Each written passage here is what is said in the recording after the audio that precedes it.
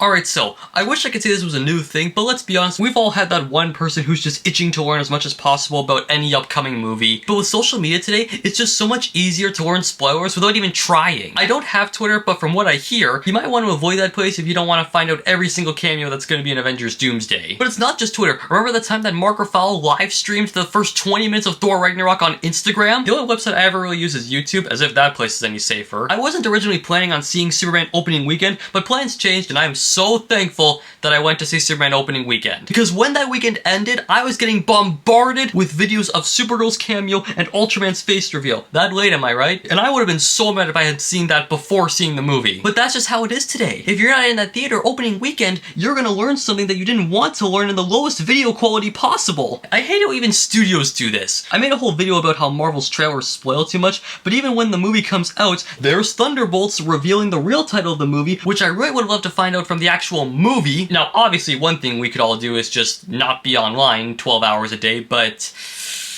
I don't think it's exactly that easy anymore. I don't even have a phone, but what's the first thing I see when I log onto my Mac? So unless you want to be offline from any device and just read a book, these online spoilers are just gonna keep coming. But let me just say, if I see an online spoiler for Man of Tomorrow telling me that Batman has a cameo, I'm gonna be furious. But like I said, this isn't even a new thing. Because again, on Twitter, people were spoiling that Iron Man dies in Avengers Endgame, along with plenty of other crazy stuff that was happening to spoil that movie. And I'm willing to bet that I don't even know the half of it. But to be honest, I didn't have a Mac back then. Or very much internet access, to be honest. So the only real spoilers I got for Endgame were at school, which thankfully all I really heard was Thor was fat. So, you know, it's kind of thinking like, okay, maybe I might be in the clear for when I actually can watch this movie, until the Far From Home trailer came out. It just flat out reveals that Iron Man dies. So yeah, who knew 10-year-old me would get spoiled not by Twitter, not by friends, the literal studio that made Endgame. I mean, to be fair, they did say, like, if you haven't seen Avengers Endgame, then don't watch this trailer, and I did watch the trailer, so because it is kind of my fault. But even then, I still wish I could go back to those days. Because even when I watched Spider-Man Far From Home's post-credit scene on DVD, I really hope people still know what DVDs are, I was able to go without having that post-credit scene revealed to me until I got the movie myself, and I was able to be shocked by this post-credit scene. So yeah, even then, I could still dodge bullets here and there. But I also remember when No Way Home came out, and while I was able to avoid any Andrew Garfield or Tobey Maguire spoilers, I did learn that Aunt May dies sooner than I was wanting to. But I'm still barely scratching the surface on this, so anyone else who's more knowledgeable, please let me know in the comments, you know, for anything else that was spoiled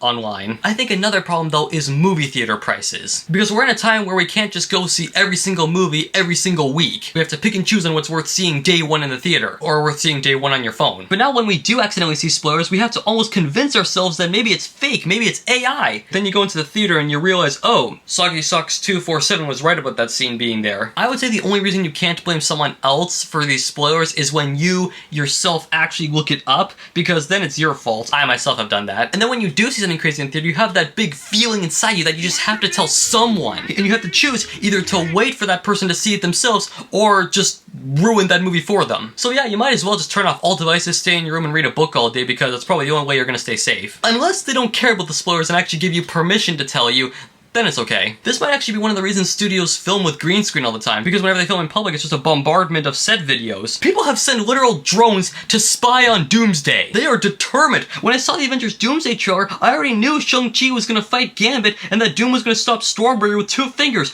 because of leaks or whatever. I think I even remember when the first 5 pages of Spider-Man Brand New Day's script got leaked. Thankfully I didn't read it, but I still learned more than I wanted to. It must be horrible to be that kind of YouTuber, you know, that like whenever a leak pops up, you have to read into it and then talk about it. That sounds horrible. You practically know the entire movie when it comes out. When James Gunn Superman had its Funko Pops released, I guess the lineup was leaked or revealed before it was actually official, but it's how I learned that there's a kaiju in the movie. And while it's not a big deal, you know, it was in the teaser trailer, but I still didn't need to know that. I just need to know the secrets to those reacting channels, you know, the ones where the people just sit in chairs and just react to the movie in front of them. You know, you're just watching their reaction to it. They're always so shocked. But seriously though, how have you not seen Star Wars? How have you not seen Back to the Future? How are you not aware of the Terminator 2 twist? To be fair, they could just be acting, you know, pretending to be shocked for the views. Also, this is kind of unrelated, it's not exactly about movies, but when video games came out, it's practically the same thing. When LEGO Batman Legacy of the Dark Knight came out, my YouTube homepage was chock full of showcasing every suit and how to unlock it, and I had only been playing the game for like an hour. So you know what? I'm not even gonna get started on TV shows. All I know is that when Lanterns comes out, I gotta be on top of that. What do you guys think about this? Let me know in the comments down below. Thank you all so much for watching this video. YouTube thinks you like this video up here the best. Make sure to like and subscribe. See you guys. Oh, and that reminds me, remember how in Brand New Day when